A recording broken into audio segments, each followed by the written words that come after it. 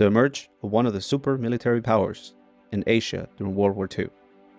Why would the land of the samurais go into war?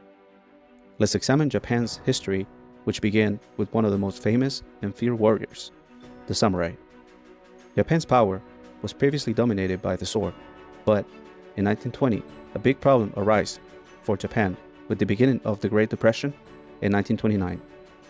The lack of resources and the collapse of the world's economy, Japan was doomed for starvation and poverty. Several military high-rank commanders and bureaucrats decided that the problem is the lack of land and resources. The only solution was to expand to other countries through conquest and military force. One of the main targets for Japan started with Manchuria, which had all the resources Japan needed at the time.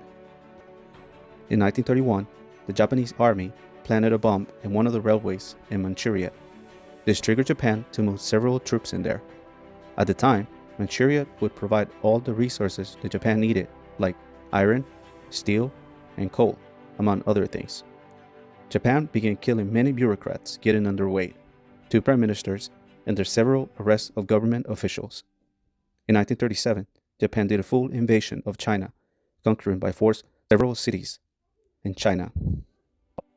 At the time, the country of China was very politically divided into small cities. This was one of the factors for Japan moving so rapidly, conquering all these areas.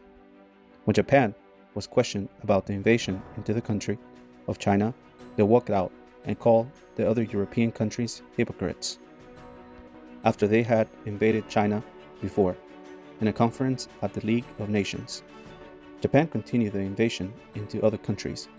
Until 1945, they lost the war after 2 atomic bombs in Hiroshima and Nagasaki. They accepted the surrender only to the condition to protect Hirohito and keep him as emperor.